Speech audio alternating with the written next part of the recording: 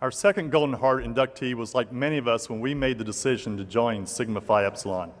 He had no idea of the profound effect it would have on him and so many others.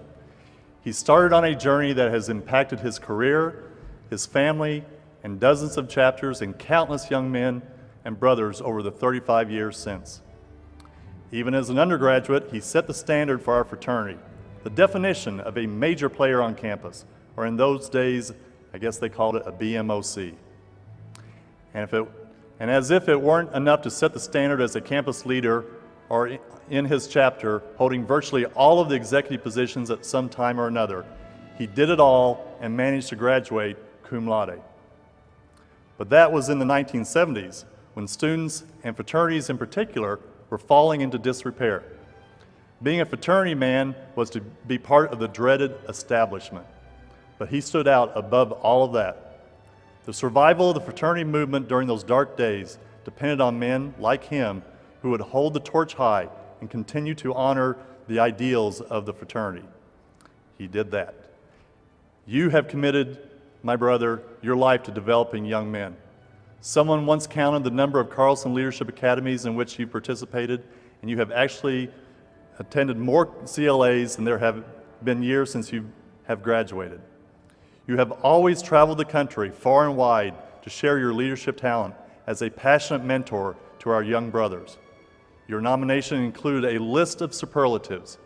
Your brothers believe you embody virtue, diligence, and brotherly love, not just in your fraternity work, but clearly applied to your career, your family life, and the very fabric of your being.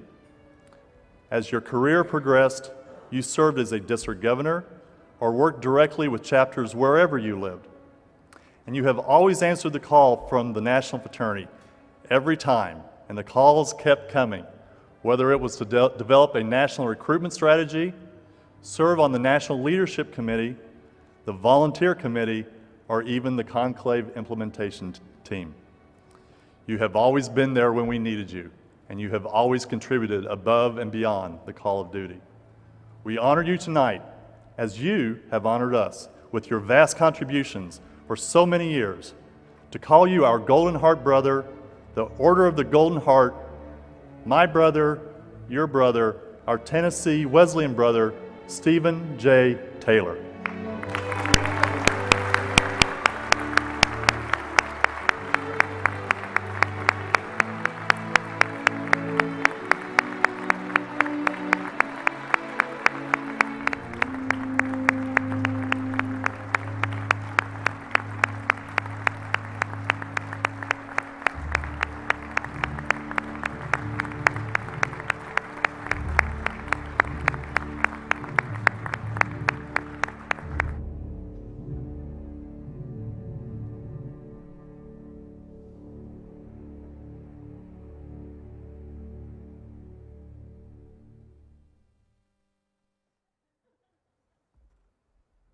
You all don't know how hard we had to work to get this rascal here, and he took off and went up to Clemson for your son's master's graduation, and we were afraid he wasn't going to come back, so we're glad you did. Congratulations. Thank you. Oh, wow. It's been a real love and pleasure to be part of the Sigma Phi Epsilon family since a fellow named Jeff Ford, who was my residence hall proctor, basically recruited me and invited me to join. Mark White, who was my controller when I was chapter president, was best man in my wedding. And I have to tell you that by being a SigEp volunteer as well as a Boy Scout professional, it comes at a,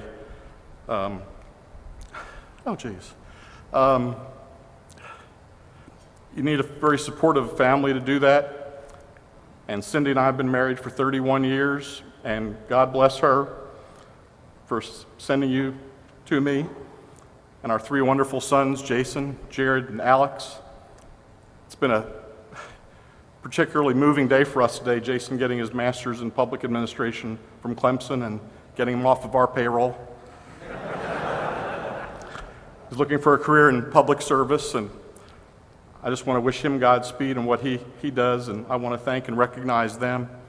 It's been a tremendous opportunity to be a volunteer for this fraternity and continue to do so in the development of young men across America as well as for our world.